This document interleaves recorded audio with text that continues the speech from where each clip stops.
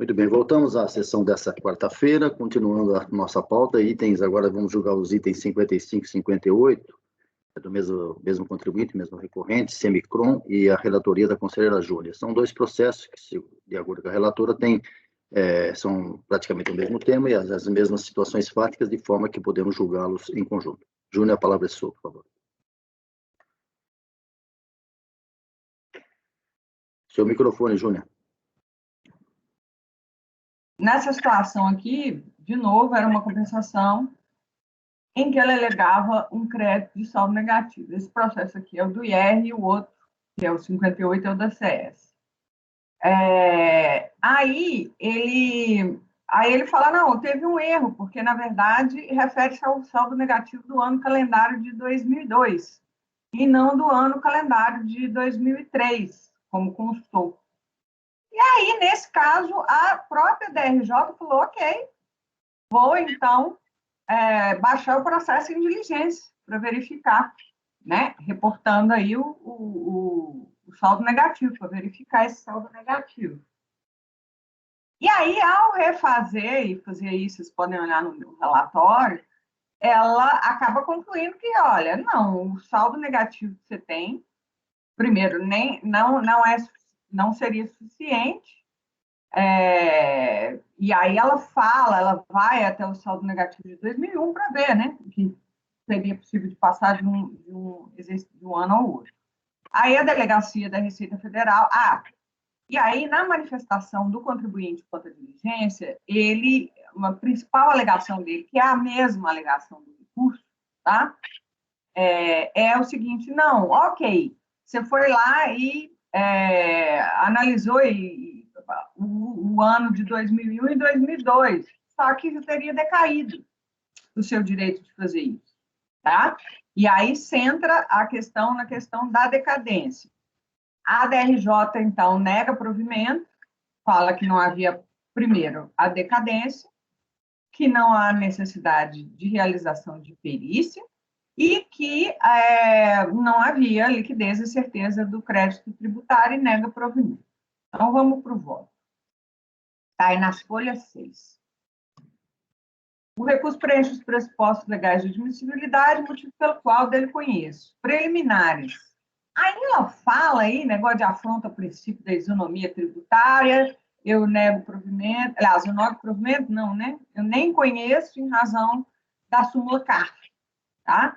E, de qualquer maneira, essa questão de princípio da isonomia seria porque não teria sido admitida a prova pericial. Coisa que eu tenho dificuldade até de entender qual é a relação que ela quis fazer de uma coisa com a outra, mas, enfim. Quanto à questão do princípio, eu adoto a súmula 2, e discussão quanto à necessidade ou não da prova pericial será analisada juntamente com o mérito. Decadência. A principal alegação da recorrente, seu recurso, refere-se à decadência do direito da fazenda de promover a revisão do lançamento relativa ao ano calendário de 2002. Quanto ao tema, a recorrente faz extensas considerações doutrinárias e jurisprudenciais e, em seguida, afirma que a própria RFB reconheceu que incide decadência na hipótese como dos autos, conforme se verifica pela manifestação da COSIT na solução de consulta 16, de 18 de julho de 2012. A alegação da recorrente contém um erro de premissa. Isso porque, como exposto pela decisão recorrida, a delegacia de origem, ao atender a diligência solicitada pelo DRF, simplesmente verificou a existência e suficiência dos créditos alegados pela contribuinte. Não promoveu o lançamento de importâncias eventualmente devidas ou redução de prejuízo.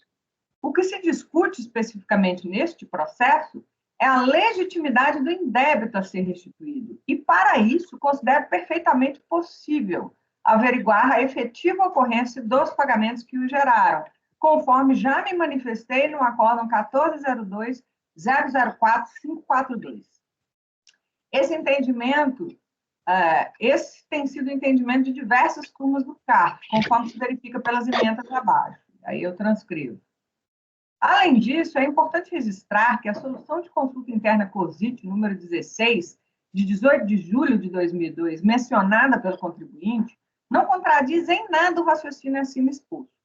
Isso porque a referida consulta menciona a homologação tácita do lançamento suplementar, que não ocorre no caso dos autos. E ainda ressalta o dever da autoridade administrativa de investigar a exatidão dos valores informados. Confira-se. E aí eu transcrevo aí a solução de consulta. Dessa forma, ainda que o período a que se refere o crédito já esteja albergado pela decadência do direito de lançar o tributo, isso não dispensa o contribuinte de comprovar a pertinência dos créditos que pretenda ver restituídos, ou com eles compensados.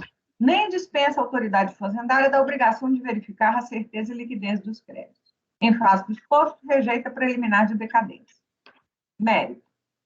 Quanto ao mérito, insiste a recorrente que a decisão recorrida, aspas, não obstante ter admitido o erro de fato, não acolheu a conta gráfica apresentada pela recorrente e manteve a conta elaborada pelo CEORT São Paulo. No entanto, conforme exposto na decisão recorrida, as divergências apontadas nos relatórios da então impugnante não estavam acompanhadas de documentação contábil necessária à comprovação dos valores por ela alegados. Confira-se, aspas, o relatório de diligência afirma não haver saldo negativo de RPJ no ano calendário de 2002, em virtude de que as compensações realizadas na contabilidade, em que a contribuinte teria compensado estimativas com saldo negativo de 2001, não se confirmaram integralmente. A interessada teria efetuado autocompensações na contabilidade no valor de R$ 521.077,20, em estimativas com saldo negativo de RPJ recolhido mediante DARF no valor de R$ 501.776,67 e sofrido retenções de R$ 86.231,24. O relatório de diligência confirmou o valor do saldo negativo de 2001 como de R$ 360.372,04. A contribuinte insurge-se contra o valor apontado no relatório de diligência como saldo negativo de RPJ de 2001 e defende a existência do valor integral constante da DIPJ daquele ano, 521.269. Apesar de não ser clara em sua manifestação de inconformidade e afirmar que teria um valor de R$ 120.746,93 de recolhimentos a maiores efetuados em anos anteriores a 2001 e utilizado na estimativa de janeiro de 2001, é possível perceber que está-se a referir ao saldo negativo do ano de 2000 e que supostamente teria sido utilizado em autocompensações do ano calendário de 2001. Ocorre que a interessada, acaso tenha procedido à autocompensação de saldos negativos de anos calendários anteriores em sua própria contabilidade, não apresentou nenhum livro contábil a demonstrar cabalmente este fato. E em sua DCTF, que seria meio de informar a Receita Federal, a forma de liquidação dos estimativos mensais, mediante pagamento e ou compensação, também não fez. O crédito 360 e 372 é suficiente para proceder à convalidação das autocompensações das estimativas de janeiro a abril de 2002 e para a convalidação parcial da estimativa de maio de 2002, sendo que as estimativas de junho e julho de 2002 permanecem integralmente em aberto, conforme detalhado nas tabelas abaixo. A totalidade do IRRF foi confirmada por DIF. Considerando-se a confirmação dos recolhimentos das estimativas do ano calendário de 2002, a confirmação da totalidade do IRRF e a confirmação parcial das compensações das estimativas de janeiro a maio, tem-se que não há saldo negativo de RPJ do ano calendário de 2002, conforme detalhado abaixo.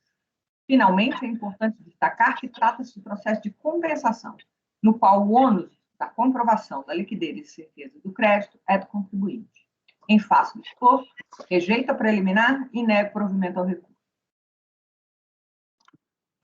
Os dois processos são da mesma sentido, né, Ju? São tributos diferentes. O outro, se não me engano, é CSL e SIR. Apenas uma colocação. É 2002, né? 2001, você falou? Nessa época não tinha PERT comp, né? Nessa época aí era tudo feito na contabilidade, né? Então, o contribuinte não conseguiu demonstrar isso, não? Não. Inclusive, esse processo foi baixado em diligência. E aí, depois ele vem falar, não, você está tentando rever os créditos que já estavam passados. Mas aí eu acho que, na verdade, não está querendo rever, ele está querendo simplesmente confirmar que ela efetivamente tinha aquele saldo negativo. Então, é uma questão de comprovação, não é um lançamento suplementar, não é uma redução, é só uma comprovação. Alguém mais quer se manifestar?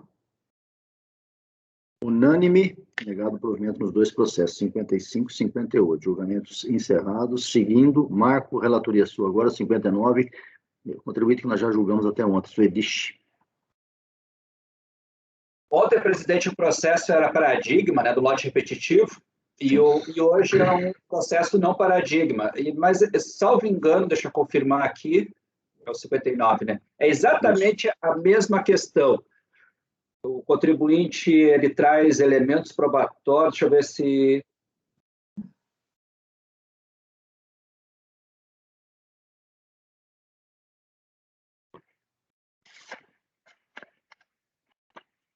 Acho melhor, acho que você está com tempo, vou ler aqui, presidente. Não, tranquilo, leio, Marco, vamos lá. Até porque eu não me lembro dos detalhes. O presente processo versa sobre o direito creditório de 2.058.000 nos quebrados, referente a pagamento indevido ao maior de RPJ, recolhido em 2004, no valor de 7.300.000. O contribuinte alega que em dezembro de 2008, antes da ciência do despacho decisório ocorrido em 20 de 10 de 2009, apresentou DPJ retificadora, no qual reduziu o valor do RPJ a pagar de 7.100.000 para 5.048.000. Contudo, não retificou na DCTF o débito correspondente, só o fazendo após a ciência do despacho decisório. O cerne da retificação foi por conta do acréscimo do fonte de 6 milhões para 2.659.000. Então, ele retificou uma DPJ antes do despacho decisório, alterando o saldo a pagar por conta dessa fonte aí que ele levantou a maior, de 600.000 para 2.600.000.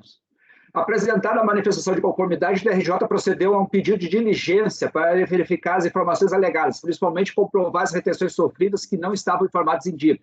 Contudo, conforme a decisão ACO, não atendeu ao solicitado de intimação fiscal. Agora me lembro desse caso. Assim, a DRJ, segunda instância administrativa, denegou o pedido, pois os valores de fonte não estavam informados em DIP e não foram trazidos aos autos os comprovantes de retenção. Em recurso voluntário, o contribuinte alega que atendeu as intimações, principalmente apresentando os comprovantes de retenções do fonte lançados no DPJ em 2004. Pleiteia que sejam apreciados os documentos apresentados. Pleiteia diligência para comprovar o seu direito. Compulsão dos autos verifica o quê? Houve a diligência proposta pela DRJ, em que acusou a existência de DPJ e CTF retificadoras, aquela, a DPJ, né, antes, esta, a DCTF, depois do despacho decisório. Acusa também que os valores de fonte de DPJ 2004 retificadora não encontram correspondência nas DIRFs, entregues pelas fontes pagadoras, pelo que pleiteia que seja intimado o contribuinte a apresentar os comprovantes anuais de retenção e verificar se o correspondente rendimento foi levado à tributação. Isso aqui foi a diligência proposta pela DRJ. Houve a intimação fiscal, lavrada em 15 de nove de 2017, com teor especificado acima, certificado mesmo via DTE.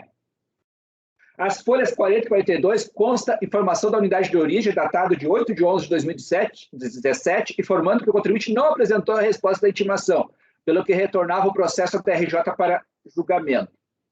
Em 15 de 12 de 2017, houve o julgamento da DRJ com o teor da decisão, não reconhecendo o direito creditório, conforme já relatado. Em recurso voluntário apresentado em 9 de 2 de 2018, o contribuinte alega que apresentar a resposta à intimação fiscal e que, por algum problema de sistema ou de processamento, palavras dele, não foram constados aos autos. Verifica-se na sua peça recursal vários elementos que procuram demonstrar o seu alegado direito creditório. Pelos autos, a informação de que apresentara a resposta à intimação fiscal em 7 de 12 de 2017, ou seja, dias antes da decisão da DRJ. Então, aquela intimação fiscal que a DRJ encaminhou e a unidade fez e retornou para a DRJ dizendo que ele não atendera, ele atendeu, só que fora do prazo. Contudo, independentemente da extemporaneidade da resposta da intimação fiscal, entendo necessário ser verificado seu conteúdo material, nos termos já propostos anteriormente pela DRJ. Considerando a situação apresentada nos autos, não consigo, nesse estágio processual, chegar a uma conclusão para responder às questões então suscitadas, sem contar que a melhor análise a ser feita é na unidade de origem, consultando todas as informações dos sistemas da Receita Federal e eventuais intimações ao contribuinte para maiores esclarecimentos. Assim, nos termos identificados nos autos, entendo necessário verificar os elementos apresentados na peça recursal e informados pelos contribuintes que foram apresentados anteriormente. Confirmar o direito creditório pleiteado, principalmente no que tange as retenções sofridas e não informadas nas DIFs nas fontes pagadoras, se o correspondente valor da receita foi oferecido à tributação. Se houver necessidade, intimar o contribuinte para maiores esclarecimentos a respeito ou complementação da comprovação necessária. Destaque que a retenção sofrida pode ser comprovada por outros meios, notas fiscais emitidas, destaque, e não apenas pelo comprovante de rendimentos, conforme já se encontra disciplinado no âmbito administrativo com o advento da súmula CARF 143. Ele, se não me engano, ele trouxe outros elementos lá, notas fiscais, etc., e a intimação lá era para pedir os comprovantes. E o cerne da discussão aqui é porque não estava, esse valor que ele estava retificando não estaria informado pelas fontes pagadoras. Então, como esses documentos da resposta à intimação não foram apreciados pela unidade de origem nos termos propostos então pela DRJ, e a decisão da DRJ foi no sentido de que ele não respondeu, não comprovou, então eu entendo que, considerando que ele respondeu, mesmo extemporâneo, cabe sim uma análise material desses elementos. Então, estou propondo baixar em diligência, para tanto. Propôs o relator baixar em diligência, eu acho que corretamente, né? Se o contribuinte tem essas manifestações todas aí, eu acho que está correto. Alguém quer se manifestar?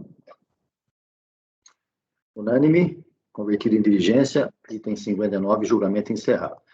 Bom, nós terminamos a nossa pauta de hoje, da manhã. Nós vamos avançar alguma coisa aqui, algum processo que a gente possa julgar antecipadamente, né? Ver o que eu posso fazer aqui. Evandro, antes disso, você tem que me passar uma informação do processo de ontem, aquele processo que foi sobrestado. Você pode ver para mim o número do processo que estaria vinculado a ele, para que eu não possa anotar. Está lembrado disso? Luciano? Luciano não, Evandro? Estou lembrado e já está anotado, presidente. Assim que puder, eu lhe passo essa informação. Agora, Luciano. Luciano tem três processos do mesmo contribuinte. Você hoje após o almoço, nós temos condição de julgá-lo agora ou você não está com ele aí, quer esperar?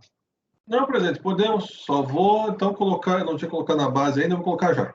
A Escola de Educação Infantil Mildinho, Sociedade Simples Limitada. São os itens 60, 61 e 62. Tá, deixa eu só colocar aqui na base, então. Vê qual que você quer começar, por qual deles que você vai começar e vamos em frente. É o do simples que nós vamos começar. Espera aí que eu já falando. Que é, Júnior? Presidente, Pois não, Marco. muito respeitosamente, só para lembrar que a gente ficou com 2 processos de ontem pendentes, né, de julgamento só. Sim, temos que ver esses dois também. Só queria ver esse aqui primeiro, porque já eliminamos 3 processos de uma vez só. Esse que o Luciano tem a condição de começar a relatar já, né? Sim. Então, Só já está transferindo para a pasta T. São de exclusão do simples, lançamento, é tudo isso? São 3 processos? Eles são... um é a exclusão do simples, os outros 2 são autos de infração em decorrência da exclusão do simples. Um deles é por imposto de renda e outros tributos e outras contribuições, e outros são contribuições previdenciárias. Correto, então vamos lá.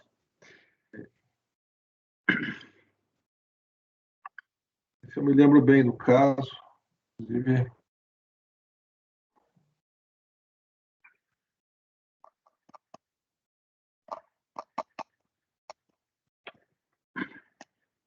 Aí, já transferi para a base, presidente. Pode começar com o primeiro da lista aí que você quiser. Tá, deixa eu só ver qual que é do simples aqui. Eu já aviso.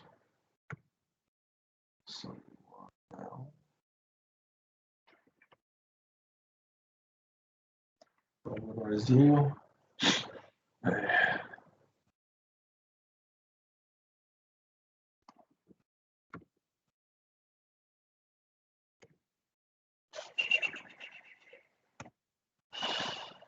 Do simples é o 62. Da exclusão do simples? Então acho que dá para a gente começar por esse aí. Aí esse 60 é da... É do lançamento da Previdência? Isso. Tá bom, então 62, que é a exclusão do Simples, que deu origem aos outros dois. Perfeito.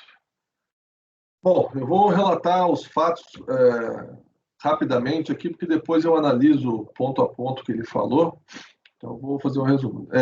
Trata-se de uma escola, que é essa do contribuinte, Escola de Educação Infantil Mildinho, e aí a Receita, ela identificou, através de relatórios, inclusive de órgãos estaduais e municipais, que havia um número maior de alunos do que declarado pelo contribuinte. Então, o contribuinte declarava, lá, não lembro exatamente quantos alunos eram agora, ao longo do processo tem isso, mas ele declarava por volta de entre 100 e 200, e foi constatado mais de 500 alunos pelos registros municipais e estaduais. Aí o fisco iniciou a fiscalização, tendo em vista que havia divergência nas declarações e também notas fiscais, e aí foram constatadas uma série de irregularidades que geraram a exclusão. A exclusão especificamente foi em virtude de não ter a escrituração adequada, né? E por isso que foi excluído. E daí depois também geraram os autos de infração. Eu vou já direto, presidente, para tempestividade e admissibilidade, a gente vai tratando aqui. Ele é tempestivo e também atende aos demais requisitos de admissibilidade, portanto, conheço e passo a apreciar. Isso aqui está tratando, então, da questão da exclusão do simples. Preliminarmente, ampla defesa e contraditório. A recorrente afirma que, lá no parágrafo 9º, item 4, do item do 62. A recorrente afirma que a sua exclusão do simples se deu antes da conclusão da fiscalização, que trouxe expressivo prejuízo, pois sem a finalização de tal fiscalização, estaria impedido do exercício do seu direito de defesa, que resulta ainda em infração aos princípios constitucionais da eficiência, contraditório e ampla defesa. Alegou também que não há condição imposta pelo legislador constitucional ao exercício desse direito por parte do contribuinte. Portanto, não pode o legislador infraconstitucional criar embaraços ao exercício da ampla defesa. Não há na legislação a previsão de que a fiscalização deva ser concluída para que, somente então, ocorra a notificação com a consequente exclusão do contribuinte do regime simplificado. Ademais, a fiscalização prosseguiu não para confirmar se havia fundamento para o ADE, pois esse se perfez no momento da notificação do contribuinte, abrindo assim o prazo para que houvesse a apresentação da insurgência da excluída contra o ato administrativo, mas sim para verificar se seria necessário e, eventualmente, o quanto que deveria ser pago pela requerente, em virtude da saída do simples. O momento em que a defesa pode ser feita é após a notificação. Defesa essa que pode conter todas as provas admitidas pelo sistema jurídico, respeitado, assim, o contraditório e ampla defesa. Não houve, no caso, qualquer embaraço à defesa da recorrente. Pelo contrário, a legislação foi e está sendo observada. Nem o legislador infraconstitucional, mesmo que a contribuinte não tenha indicado claramente qual seria a infração, nem a autoridade administrativa agiram de forma a restringir a defesa da requerente. É de se ressaltar ainda que caso fosse necessário analisar a lei com base no controle de constitucionalidade, este Conselho não poderia, pois não possui competência para fazê-lo, nos termos da súmula 2 do CARF do artigo 26A do Decreto 70.235. Dessa forma, não devem ser acolhidos os argumentos que se referem ao cerceamento de defesa ou restrição ao contraditório e ampla defesa. Quanto ao mérito, item 5, parágrafo 13. Afirma a recorrente que a alegação de que falta escrituração de livro caixa não pode prosperar, pois a escrituração foi entregue, agindo assim de boa-fé. Assevera que teria direito a haver o seu recurso analisado antes da aplicação da sanção administrativa, inclusive porque possui função social. Por fim, entende que sua exclusão simples seria inconstitucional, com base nos princípios constitucionais. Quanto à questão da inconstitucionalidade, a contribuinte se limitou a afirmar genericamente que a exclusão ofenderia os princípios constitucionais, sem apontar como e qual ou quais princípios seriam afetados. Ressalta-se que a questão do alegado cerceamento de defesa já foi abordada no tópico anterior. Ainda que não especificado, entende-se que não houve infração a nenhum princípio, sendo o ato administrativo adequado. No que diz respeito à falta de apresentação de escritura, não foi esse o fundamento apontado pela autoridade fiscal para a exclusão do simples, mas sim que, pela desclassificação do livro caixa apresentado, uma vez que, por exemplo, o mesmo continha apenas 53,22% do montante que efetivamente a instituição pagou, ou seja, havia omissões nos recebimentos e nos pagamentos. Folha 11. Em razão disso, houve a desconsideração dessa escrituração, nos termos do artigo 29, inciso 8 e parágrafo 1º da Lei Complementar 123, 2006. A mesma constatação foi feita pela DRJ, folhas 3, 307. O fato de ter função social certamente é importante para a sociedade e a economia nacionais. Entretanto, não há previsão normativa de que a condição possa servir para anular qualquer ato administrativo objeto do presente processo. Igualmente, não há previsão legal para a suspensão dos efeitos da exclusão antes do término julgado do recurso, devendo ela ser procedida. Caso venha a ser anulada em processo administrativo ou judicial, retorna-se o contribuinte ao regime, anulando-se eventuais punições em decorrência do ato, o que não é o caso, ou pelo menos não nesse recurso. Diante do exposto, voto no sentido de conhecer o recurso voluntário para, no mérito, negar-lhe provimento, de forma a manter a decisão da RJ pelos fundamentos acima. Alguma dúvida? Quem quer se manifestar? Eu. Diga. Ele usou como fundamento do ADE o artigo 29, inciso 8? Isso. Mas aí seria a segunda parte aqui, né? Porque o inciso 8 fala, houver falta de escrituração do livro caixa, que não foi o caso, estava incorretamente escriturado, mas estava. Ou não permitir a identificação da movimentação financeira. Me parece que esse é que é o problema, né? Isso. Tá bom. Isso mesmo. Okay. De acordo, Júnior? De acordo. Alguém mais? Proposta, então, mantida a exclusão do simples, julgamento encerrado, unânime. Pode seguir, Luciano. Tá. Agora vamos para o... Deixa eu ver aqui.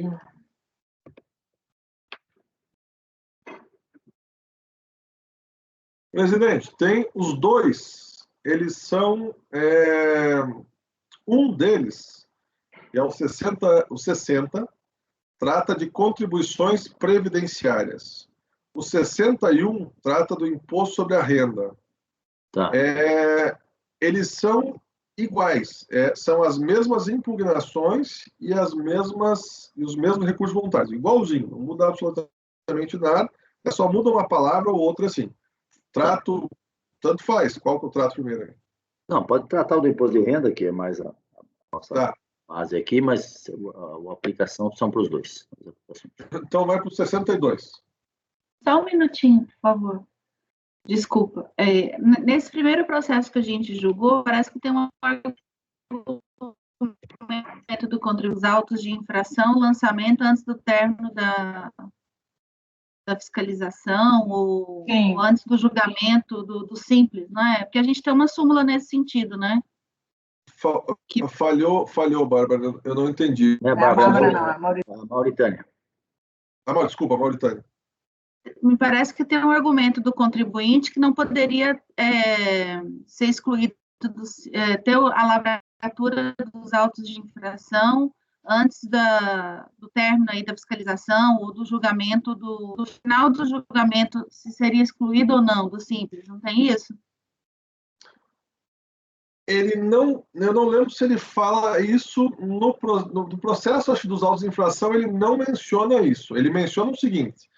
Não, ela está indo, desculpa, ela está indo no processo anterior, né, Mauritânia? É isso que a gente julgou, porque tem uma súmula que fala sobre isso, né, 77, me parece, que não há necessidade de... Desculpa, Isso. pode falar. Ele fala o seguinte: a fiscalização, ela começou a fiscalizar, o fisco começou a fiscalização e daí ele entendeu que efetivamente não era caso de exclusão do Simples. Tá? Então, no meio da fiscalização, eles excluíram do Simples. Só que a fiscalização não parou, ela continuou para verificar quais seriam os autos de infração eventualmente lavrados. E aí o que o contribuinte falou foi: olha, você não poderia ter me excluído do Simples antes do término da fiscalização total. Né? E aí foi isso que eu aleguei. Deixa eu me lembrar da súmula 77. Aqui, mas a súmula fala exatamente. a súmula nesse sentido. Isso que você está falando. Ela isso. É só para reforçar, é isso que a Mauritânia está dizendo. Eu só não inclusive citei. súmula. Não seria o caso de citar a súmula só para reforçar o seu entendimento. Ela está só reforçando o seu argumento. Não estou discordando, não, Luciano. Ah, tá. Perfeito. Não, tudo bem. Eu posso citar, não tem problema. Ela está só pontuando que a súmula fala exatamente isso. A súmula rebate o que o contribuinte alegou. Exatamente isso. Deixa eu colocar aqui, então, para...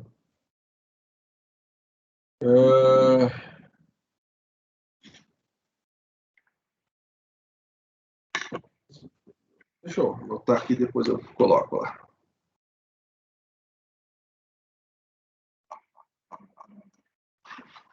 Aí. Pronto. É o 60... Qual que a gente vai ver agora, então? Qual que eu tinha falado? Deixa eu ver. Vamos para o 62, de imposto de renda. O 62 foi o que a gente acabou de julgar, né? Então, vamos para o 61, que é o imposto de renda. Isso, que é o de imposto de renda. Isso. Tá. Vamos lá. É tempestivo. E eu fiz uma observação aqui em relação à admissibilidade. Vamos lá. É o parágrafo 13, do 61. Em seus pedidos, a requerente pleiteia o seu retorno ao Simples Nacional. O objeto do presente processo engloba apenas o auto de infração pela ausência de recolhimento de tributos. A discussão sobre a exclusão e sobre eventual retorno da recorrente ao regime simplificado está sendo feita no processo final 2017-41. O qual, também sob a relatoria deste que subscreve, será julgado em momento oportuno.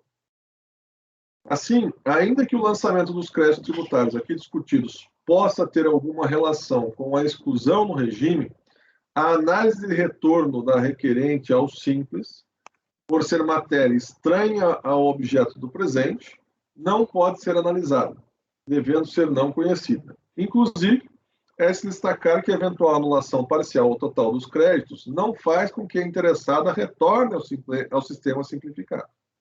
Dessa forma, conhece apenas os argumentos com relação ao objeto deste processo. Preliminarmente, artigo 57, parágrafo 3º do RICARF. Em análise ao recurso voluntário e sua comparação com a manifestação de inconformidade, percebe-se que praticamente houve transcrição do conteúdo ipsis literis dessa para quê. Tanto o argumento preliminar como os deméritos são idênticos com a substituição de poucas palavras. Tal situação justificaria a aplicação do artigo 57, parágrafo 3º do RICARF. Contudo, entende-se ser o caso de fazer análise dos argumentos no lugar de transcrever a decisão. Item 5, parágrafo 15. A recorrente alega que houve prazo muito longo entre o início e o término do trabalho fiscal. 1 ano, 11 meses e 26 dias. E tal demora não se justifica. Além do mais, não haveria paridade entre as partes, pois a interessada teve apenas 30 dias para se defender. Afirma que o termo de início de fiscalização não contém informação a respeito da origem da ação fiscal, que seria direito da contribuinte em saber. Perguntas como: por que teria sido escolhida para ser fiscalizada deveriam ser respondidas. Alega ainda que o trabalho fiscal começou em 30 de 3 de 2016, meses antes de sua notificação. Assim, a contribuinte não poderia ser compelida a entregar documentos sem o devido processo, uma vez que a exigência fiscal inaugura ali. Quanto a tais argumentos, não merecem eles acolhimento, pois não cabe ao sujeito passivo questionar o tempo do trabalho desenvolvido pelo agente fiscal. A legislação em nenhum momento concede tal direito ao contribuinte. Certo é que as normas de direito tributário estabelecem prazos máximos para que o procedimento sejam realizados, como, por exemplo, a decadência e a prescrição. Mas dentro desses, não há de se alegar demora por parte da autoridade. O mesmo se aplica sobre a eventual disparidade entre o tempo para a defesa e o tempo para a fiscalização. Tais prazos são definidos em lei, sendo que não cabe questioná-los no âmbito do processo administrativo fiscal. Além disso, é de se levar em conta que a disparidade não é tão grande como alegado, pois a contribuinte teve todo o ano de 2013 para elaborar sua contabilidade, sendo que se houve algum equívoco, poderia ter resolvido até o início da ação fiscal, que se deu em 2016. Sobre o trabalho começar meses antes de sua notificação, há, primeiramente, de se ressaltar que a contribuinte foi cientificada do termo de início de fiscalização em 13 de 4 de 2016, de acordo com o TBF, folha 246. Portanto, logo antes de sua notificação, quanto ao termo de distribuição de procedimento fiscal, TDPF, folha 2. A emissão do TDPF tem de ser feita antes dos demais procedimentos fiscalizatórios, de forma que a autoridade fiscal possa iniciar o controle. A afirmação da requerente é contraditória, uma vez que em tópico posterior de sua peça recursal, examinado a seguir, alega que a ação fiscal, com sua notificação, teve início antes da emissão do TDPF. O fato é que não houve qualquer infração ao artigo 7º do Decreto 7235, pois houve a cientificação do sujeito passivo assim que necessário. Mandado de procedimento fiscal e termo de distribuição de procedimento fiscal. Em seu recurso voluntário, a recorrente afirma que a ação fiscal teve início antes da emissão de mandado de procedimento fiscal, ou termo de distribuição de procedimento fiscal. Cita o artigo 2º, parágrafo 4º e artigo 13 do decreto número 3.724/01. Não teriam sido observados os artigos 96, 100 e 116, inciso 3 do CTN, bem como princípios constitucionais. Em virtude dessa situação, o fiscal seria incompetente, nos termos do artigo 12, do inciso 1 do decreto 7574 e do artigo 53 da lei 9784/99. Por não apontar especificamente as páginas onde estaria a documentação a que se refere, entende-se que a interessada estaria indicando a data de intimação do termo de início de fiscalização. Termo número 1, a folha sim, conforme colação abaixo. Do exame do TDPF, a folha 2, o mesmo foi elaborado em 30 de 3 de 2016, aparentando, assim, ser emitido posteriormente ao termo número 1. Inclusive, o próprio termo constata-se que em seu início, folha 4, havia indicação do TDPF. O esclarecimento veio com a leitura do termo de verificação fiscal, TVF, qual indica que a intimação do termo número 1 se deu em 13 de 4 de 2016, folha 246, e não em 13 de 1 de 2016, como aparenta em primeiro olhar na data de ciência acima trasladada. Abaixo a parte do TBF que assim esclarece. Ao se examinar de maneira acurada a data da ciência lançada à mão pela pessoa que recebeu o termo número 1 no domicílio da contribuinte, percebe-se que o 01, na verdade, seria um 04, mas que o segundo traço, que deveria fazer a interseção no primeiro, ficou afastada, aparentando ser uma barra depois do 1. Entretanto, na verdade, depois do segundo traço, há ainda um outro traço, que seria este traço foi um pouco sobreposto pelo outro 1 do 16, que seria referente ao ano. Abaixo se percebe tal equívoco ao se aproximar a data lançada. Assim, a data seria 13 de 4 de 2016 e não 13 de 1 de 2016. Datas essas confirmadas pelo próprio TBF. Com base nisso, não houve qualquer início de procedimento ou de ação fiscal sem que houvesse autorização por meio do TDPF.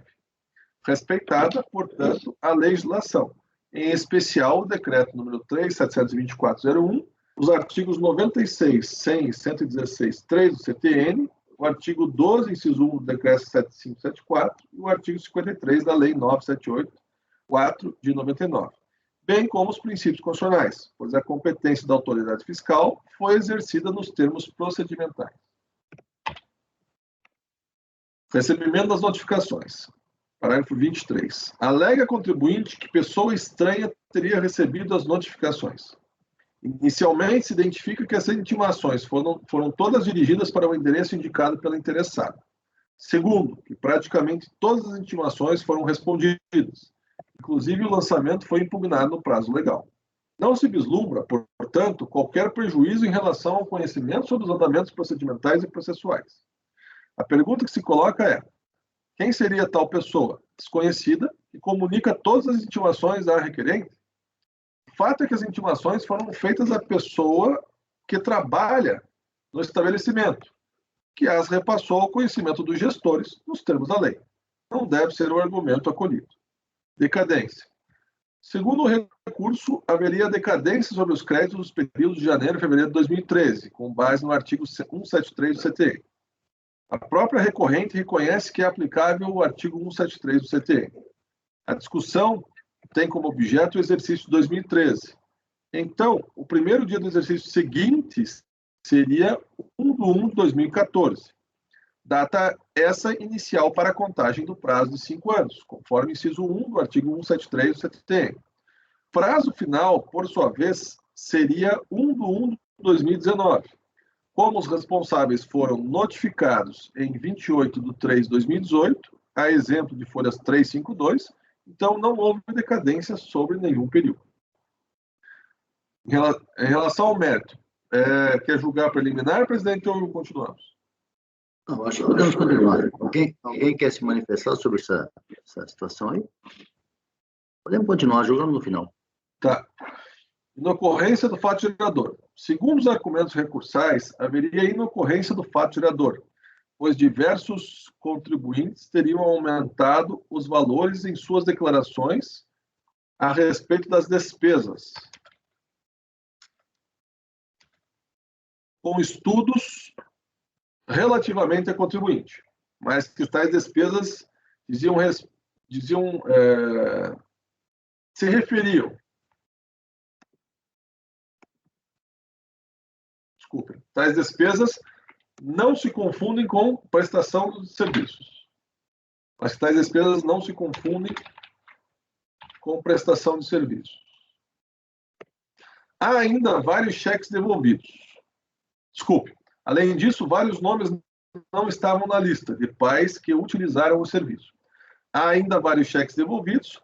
O fiscal deveria ter analisado todas as notas fiscais e recibos. Em razão disso, devem ser os créditos tributários cancelados e a contribuinte reinserida no Simples Nacional, pelo menos que os autos voltem à apreciação. Não é o caso de conversão em diligências, pois, nos termos do artigo 29 do Decreto 735, entende-se que todos os elementos necessários ao julgamento se encontram nos autos. As afirmações da recorrente carecem de prova.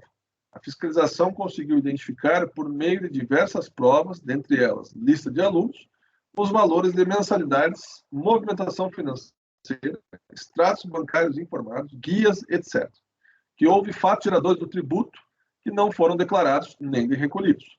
Com base na documentação constante nos autos e na legislação é que foi elaborado o auto de infração, sendo ele adequadamente emitido. Qualificação da multa. Alega que a qualificação da multa não foi feita de forma adequada, nunca deixou de prestar esclarecimentos, sendo que não agiu dolosamente e o dolo não teria sido provado. Por não ter como objeto social a prestação de serviços, não lhe seria permitida a venda, portanto, teria feito apenas repasse aos seus fornecedores de bens. Constate-se a tentativa inequívoca e consciente de suprimir ou retardar o recolhimento ou conhecimento da autoridade fiscal do tributo. A falta de escrituração, falta de emissão de várias notas fiscais. Eu vou adicionar aqui a falta de escrituração parcial, tá? Falta parcial de escrituração. Falta de emissão de várias notas fiscais, movimentação financeira incompatível com os valores declarados.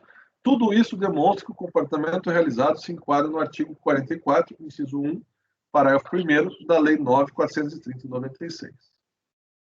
A interessada alega que presta serviços e que não poderia ser tributada por vender produtos.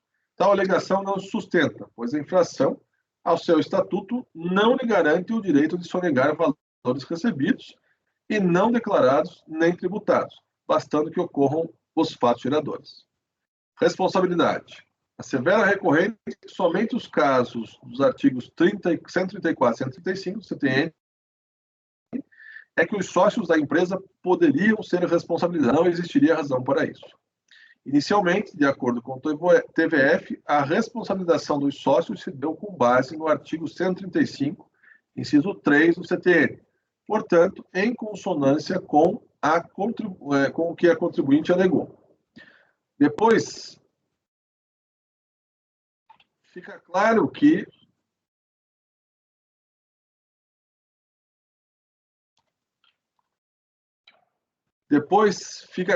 foi a atitude tomada pelos sócios e diretores da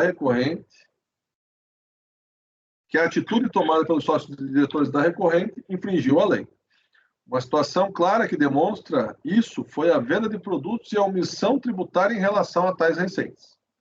A alegação de que seu contrato social não permitiria isso, mas tão somente prestação de serviços, ratifica a responsabilidade.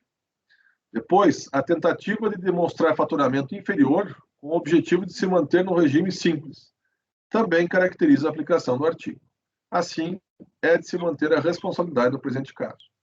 Diante do exposto, voto no sentido de conhecer parcialmente o recurso voluntário para, depois de superadas as preliminares, no mérito, negar-lhe provimento, de forma a manter a decisão da RJ pelos fundamentos expostos.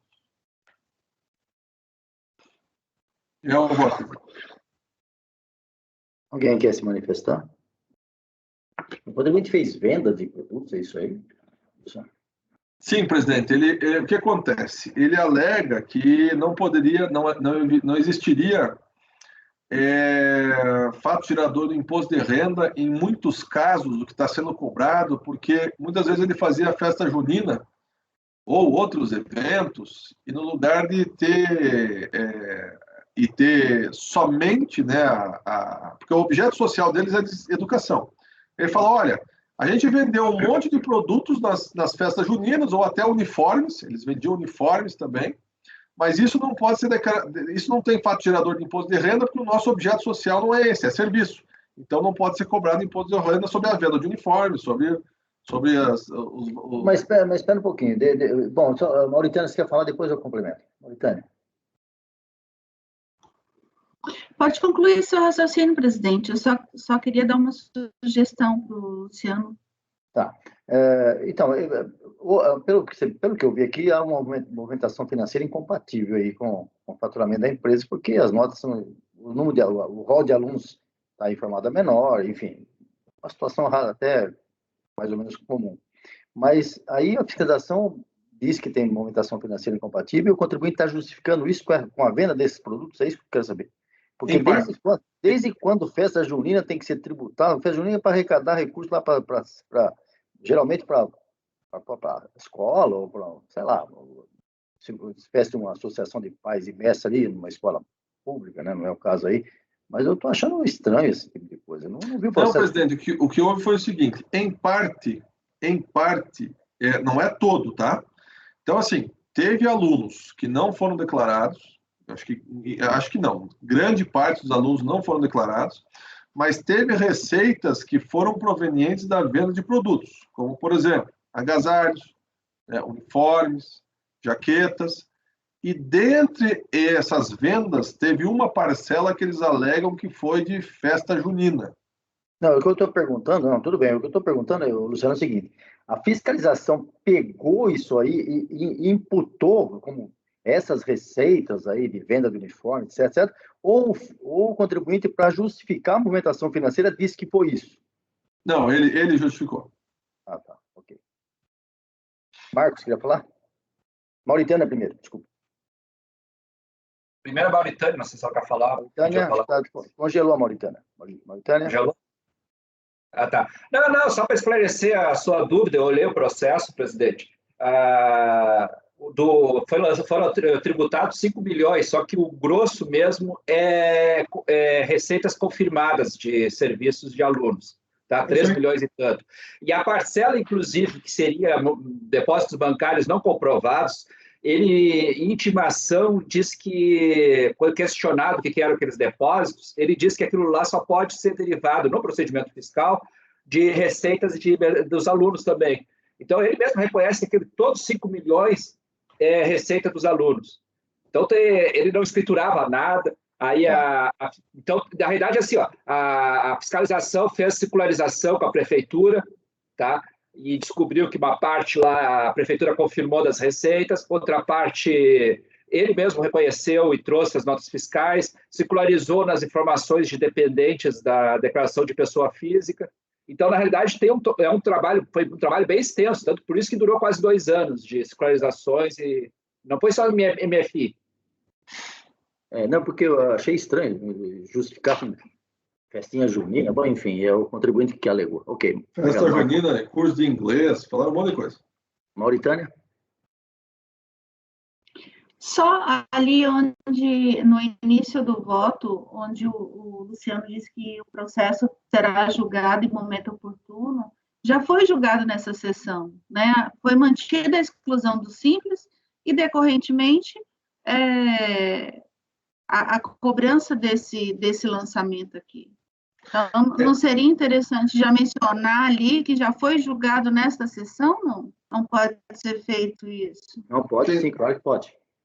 Quando eu elaborei o voto, ele não tinha sido ainda, né?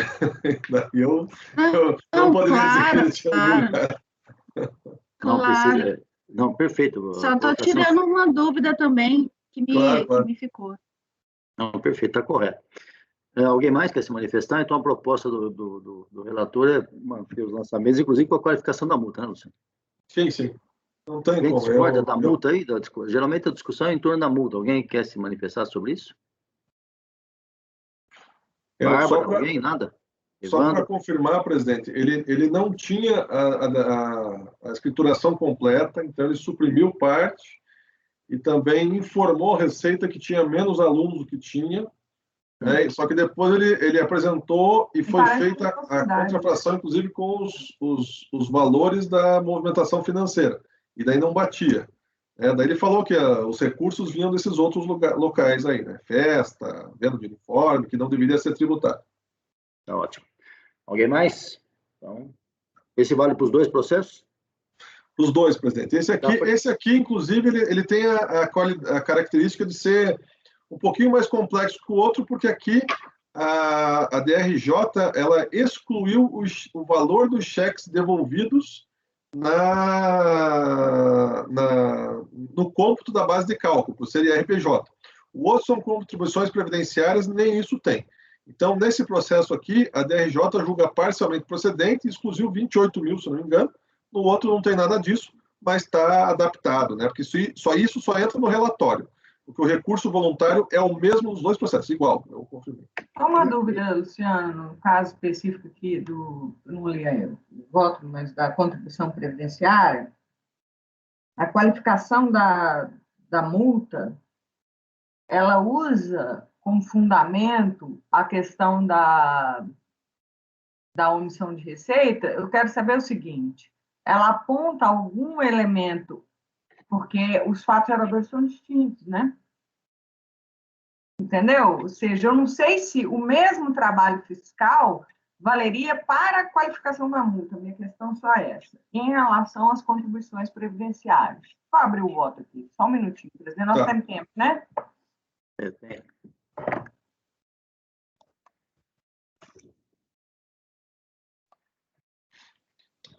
Júnior, não entendi a tua dúvida. Eu estou na dúvida, Iaga. Posso estar viajando, tá?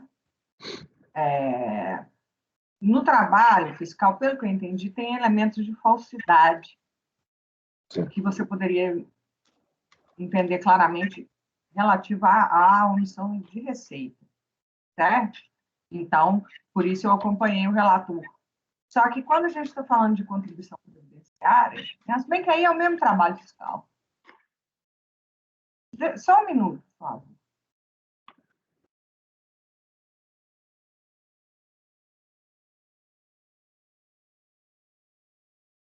O interessante é que dá informações, né, foi cruzado com as declarações de imposto de renda de pessoa física, né? Foi o trabalho realmente, como o Marco falou, muito profundo, né? Foram informados por pais de alunos, naturalmente, e pagaram 4.300.000 para a escola aí. E daí ele alega, inclusive, que estariam erradas essas declarações das pessoas, que elas não teriam pago tudo, só que não comprova, né?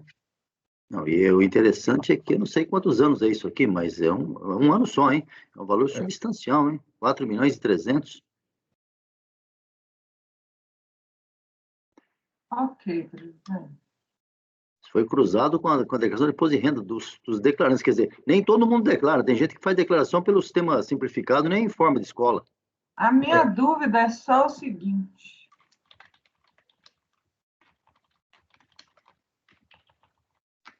É o item 61, né, Júnior? 60, quer dizer. O 60.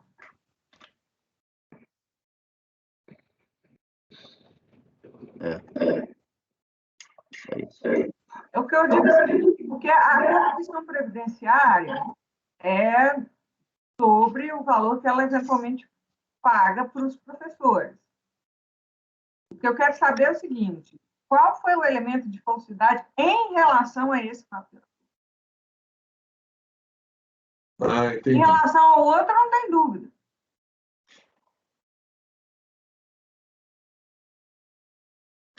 É o 660, então, né?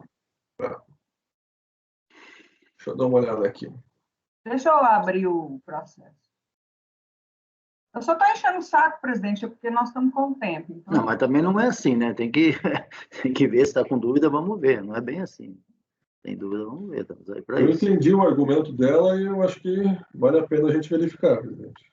Pois é isso que eu estou dizendo. Se está na dúvida, vamos ver. Contribuição patronal, Júnior. Quê?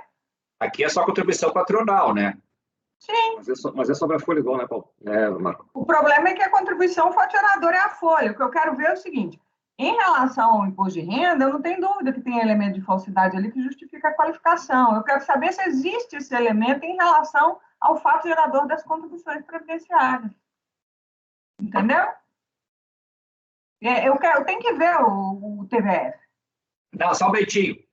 Salvo engano, tá? Salvo engano, ele está lançando contribuição previdenciária só a parte que ele declarou no Simples. Pois a parcela então. do Simples. Aí, com mais razão ainda, talvez, de não qualificar, você está entendendo? O meu problema não, é só Júlia, a qualificação. agora eu me lembrei. Um de cada vez, gente. Um de cada vez. Vamos lá. Eu entendi, então, Juliano. Eu estou olhando aqui o auto de fração do item 60, que é das contribuições previdenciárias, ele lançou só a parte que estaria na alíquota do Simples. Ele não lançou o resto. Tá? Se isso é qualificável ou não, é outra discussão. Só estou esclarecendo isso. Tá? Pois meu problema é com a qualificação aqui. A qualificação desse aí está na folha 267, 266. Entrando agora no processo, só um minutinho. 266 até 268, okay. Que é do TVF. E ele alega que o fato da tentativa, né, de se manter no Simples, porque assim, ó, ele não é que ele queria apenas sonegar, ele tentava se manter no Simples com a baixa, com o valor baixo da arrecadação. Ele omitiu receita para ficar no limite da receita do Simples. Isso. E, ao mesmo tempo, essa questão deu... Não é qualificadora, assim, nesse caso. Essa questão, ela deu o benefício de pagar menos as contribuições. Por fato de estar no Simples. Entendi. Esse que seria o fundamento para qualificar. Exatamente. Eu estava concordando contigo, Júnior, até, porque se fosse as folhas de pagamento, efetivamente, sim, estava lançando, não teria por que qualificar, porque já era de conhecimento da administração pela entrega da GFIP, né? Mas, na verdade, Não, ele ok. fez... Na verdade, acaba que a omissão de receita ela vai impactar no caso da contribuição previdenciária, porque ele estava recolhendo a menor a contribuição previdenciária a partir do momento em que ele omitia a receita para se manter no Simples. Isso. Então, ela não fica um fato isolado apenas ao imposto de renda, acaba impactando também o julgamento da contribuição Exatamente. Na verdade, pois não, Iago. Perdão. Não, mas esse ponto que a Júlia está trazendo, assim, no voto do 60, Luciano, talvez fosse o caso aí, naqueles 3 parágrafos, para acrescentar essa questão. para deixar mais claro, porque a contribuição ele é bem relevante porque parece que a gente está de roldão, assim, não, dizendo que a muito genérico, né? Porque você utilizou de meio ardio ali para poder permanecer no Simples. Né? Uhum. Então, esse, porque o problema aí que gera a qualificação é o Simples, né? Não a contribuição. É o fato dele ter colocado e omitido dolosamente receitas para ficar no Simples. Aí você conecta, inclusive, a fundamentação que ele usou para qualificar no outro processo com esse. Aí faz sentido. Eu ia dizer exatamente isso.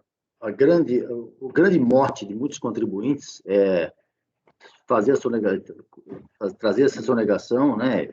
Muitas vezes nem é em função do próprio Simples, porque as alíquotas até que são razoáveis comparadas com o lucro real, etc., presumido, não foge muito, mas o grande interesse dos contribuintes é justamente a parte previdenciária, que é altamente muito alto, né, em termos, dependendo da quantidade. Eu viajei aqui na hora, eu pensei que era um lançamento, mas é claro, é um lançamento decorrente da exclusão do Simples. Então, faz todo sentido a fundamentação que o fiscal usou sobre o dolo na omissão de receita. Não, mas foi muito boa a tua observação, porque a gente estava...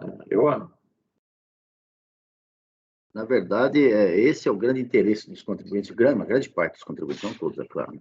Nesse caso, ficou bem caracterizado. Marcos, você está com a mão levantada? Era daquele momento, hein? Daquele momento ainda, presidente. Ok. Bárbara, quer falar alguma coisa? A Mauritânia já falou. Evandro também não disse nada. Querem comentar? Não, eu concordo com tudo que foi dito aí. Eu também vejo como, em razão da exclusão do Simples, é por omissão de receita, de fato, por uso. Né? Pronto, então está o julgamento encerrado dos 3 processos, o primeiro deles mantendo a exclusão, os outros 2 mantendo os lançamentos com a qualificação da multa. A respeito desse caso ainda, né, deixar assim bem colocado que esse trabalho, o Marco até chamou a atenção disso, que depois eu fui ver também que o TVF, o fiscal fez um trabalho bastante profundo, né? Acho que até o questionamento do contribuinte, num dos momentos lá que o Luciano relata, o contribuinte quer saber por que eu fui fiscalizado. Né? Isso aí ele tem o direito de saber, foi selecionado por critérios impessoais, objetivos, né? Tem lá toda a sistemática, né, da Receita. E acho que está muito claro aí, né? Se ele tem 5 milhões de faturamento praticamente de informações de pais de alunos na declaração de imposto de pessoa física. Nem todos os pais declaram. Tem muita gente que declara no regime simplificado, não dá nem essa informação para a Receita. Só aí deu 5 milhões. Quer dizer, um volume altíssimo para uma escola infantil, né? E ele ficando ali aquela margem de 1.200.000 para ficar dentro do Simples. Então, o trabalho foi correto e o julgamento acho que está dentro dos conformes, então, da minha parte, está absolutamente correto. Alguém discorda? Senão o julgamento é unânime, encerrado por aqui. Presidente. Pode falar, Evandro. Se tiver disponibilidade para fazer os 2 processos de ontem, já está na base. Eu ia falar exatamente isso. Se você tinha conseguido já formatar esses processos aí, estava com problema de arquivo, tudo bem. Então, vamos lá, o 34 e o 36. Deixa eu ver que horas são. Não, acho que... Deixa eu ver. Podemos fazer 34 e 36. 32 e 34, desculpa. 32 e 34. 32 e 34. Evandro, não disponibilizou lá, só para te informar.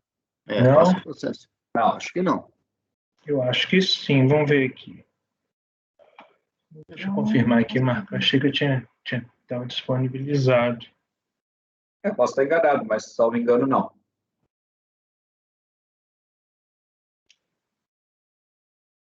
Um instantinho.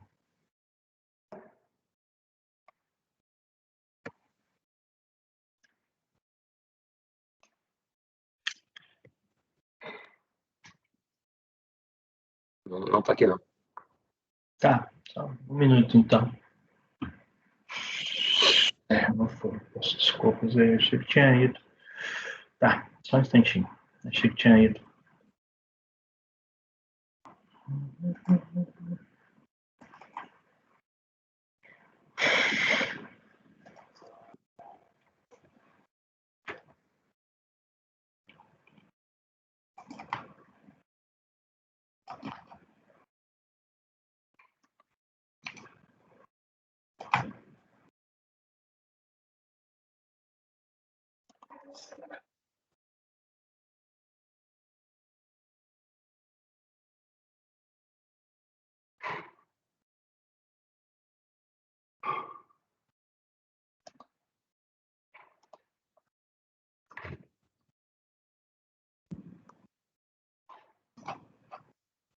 Prontinho. Peço desculpas, eu achei que já tinha sido copiado.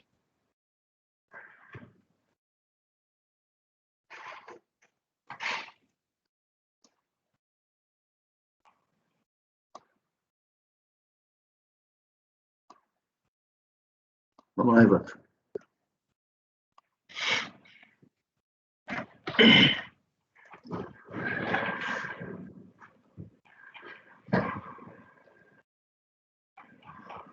Esse aqui é o contribuinte Beral Serraria e Marmoraria. Trata-se de um lançamento por omissão de receitas e depósitos bancários. O contribuinte apresentou algumas alegações quanto aos depósitos bancários, mas não apresentou a documentação comprobatória dos depósitos. Não foi apresentado DCTF.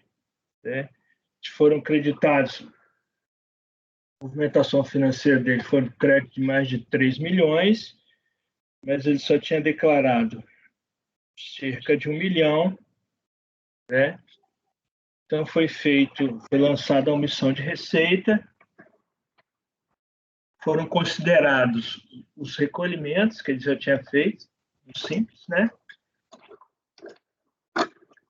Foi feito o arbitramento do lucro. O contribuinte impugnou, fez a impugnação, a DRJ indeferiu, julgou a impugnação improcedente. No recurso voluntário, ele pegou a impugnação e colocou como recurso voluntário, ipsiliteris. É a mesma peça. Eu estou conhecendo do recurso aqui, então vamos medir. Se o recurso voluntário, a recorrente replica sua manifestação de inconformidade, não trazendo novos argumentos quanto aos fundamentos da decisão recorrida. Eu tive o cuidado de verificar, e é a mesma peça processual, ipsiliteris. A impugnação, ele não muda nem o nome para recurso voluntário. Ele pega a impugnação e apresenta ela como recurso voluntário.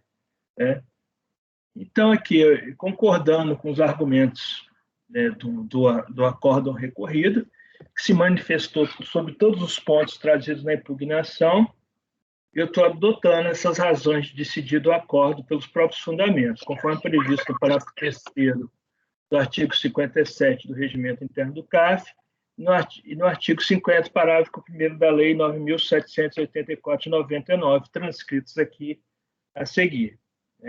Então, eu estou propondo a confirmação e adoção da decisão recorrida a seguir transcrita. Vou fazer uma síntese dos principais pontos aqui. O lançamento foi feito com base no artigo 42, que é do presunção legal. O contribuinte ele traz aqueles argumentos que anteriores à alteração, que os depósitos bancários não constituem renda. Está defasada essa argumentação dele. ele não traz a comprovação, a apresentação de documentos, ele não traz a justificativa dos depósitos, então foi feito o lançamento com base no artigo 42. Ele alega cerceamento de defesa aqui, né? O acolhimento de documentação contábil hora apresentado, né? Ele não consegue comprovar nenhum cerceamento de defesa, as alegações dele foram verificadas durante o procedimento fiscal e durante o julgamento na DRJ. Simplesmente ele alega, né, as justificativas dele, mas ele é completamente desacompanhado dos documentos que comprovem os depósitos bancários, né? Ele pede uma revisão de lançamento aqui, né, só que essa revisão já foi feita, pela própria autoridade fiscal que fez o lançamento. Ele tomou cuidado de tirar as transferências bancárias e os valores, né, que não constituem depósitos bancários ali para efeito de crédito, né? Então, aqui no 38, aqui, ó, considerando que o contribuinte, além das ferramentas demonstrativas, não apresentou documentos que comprovassem os fatos relatados, foram mantidos os valores com base no lançamento, né? Ele também alega também aqui que depósitos bancários não configuram renda, o arbítrio, né, isso também já é questão superada na jurisprudência do CARF. O arbitramento indevido, né, mais do que devido o valor dessa movimentação financeira que estava fora da contabilidade dele, né? Ele pede uma redução, a multa que foi 75%, ele pede uma redução de multa em função de um pedido de parcelamento que ainda não ocorreu. O CARF não é competente para se pronunciar sobre essa solicitação de parcelamento, que deve ser dirigida à unidade que jurisdiciona o contribuinte, né?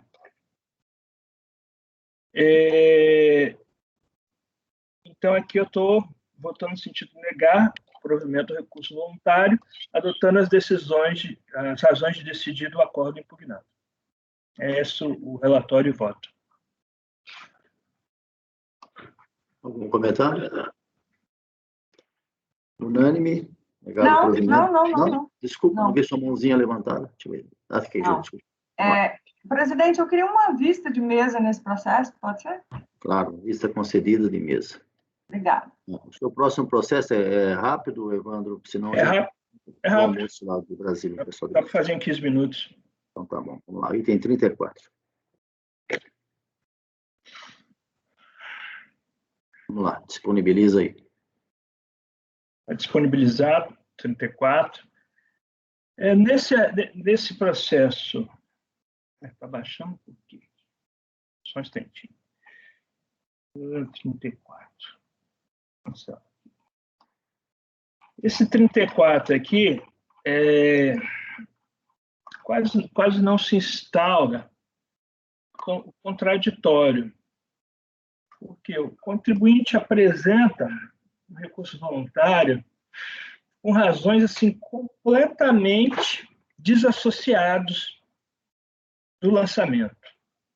Ele comete uma série de equívocos, né, tanto que foi até difícil sintetizar, né, as razões dele, mas eu acabei copiando as razões dele, tentando agrupar lá, tentando organizar as ideias que ele trouxe, e vou me manifestar rapidamente sobre as razões.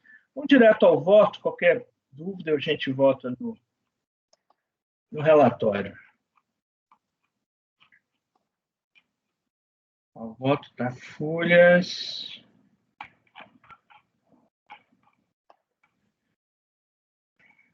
26, né?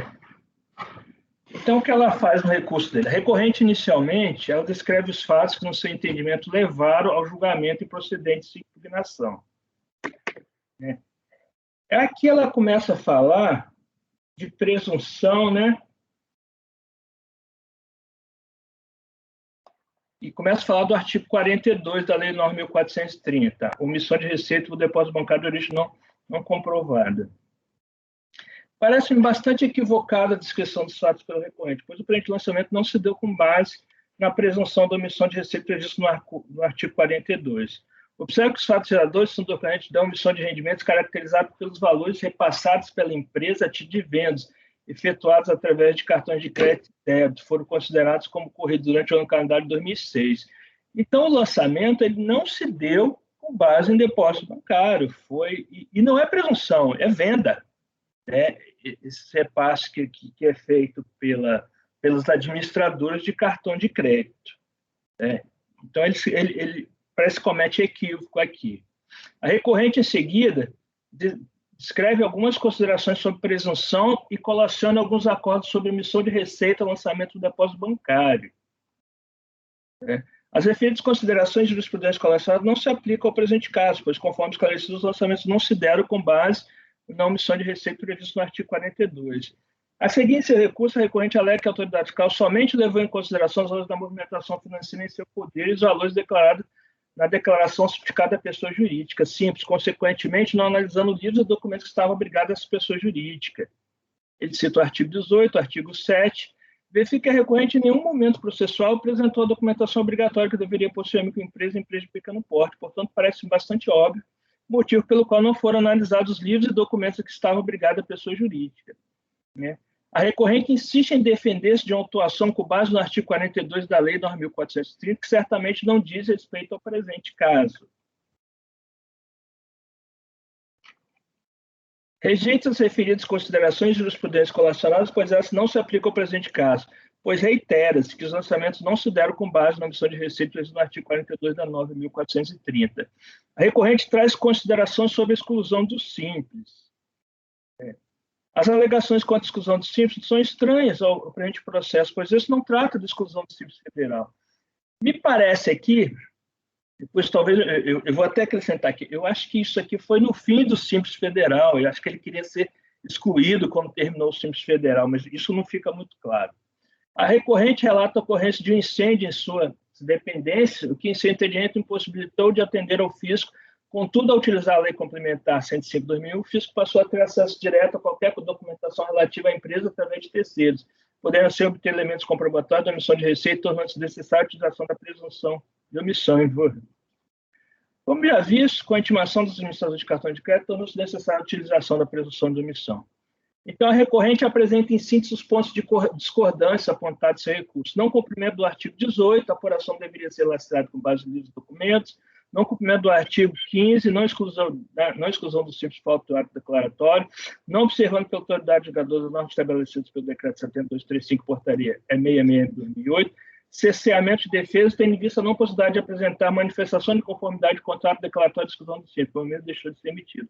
Quanto ao primeiro ponto, já foi esclarecido que a apuração não teria como ser lastreada com base nos documentos a que a recorrente estava obrigado, pois esses não foram apresentados. Quanto à exclusão do simples, também não foi esclarecido, pois já foi esclarecido que trata-se de matéria estranha ao presente processo. A recorrente não logrou demonstrar qualquer inobservância das normas estabelecidas pelo decreto 7235/72 e portaria 666/2008 com relação ao julgamento do processo. Também não demonstrou qualquer cerceamento de defesa.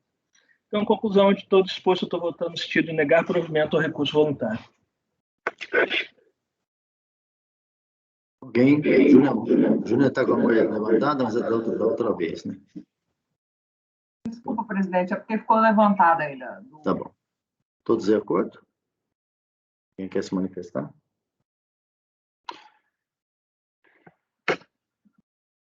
Então, julgamento encerrado, negado provimento unânime. Vamos parar por aqui e voltamos a partir de 14 horas. Ana Tereza, obrigado pela sua presença. Amanhã você está com a gente novamente, né?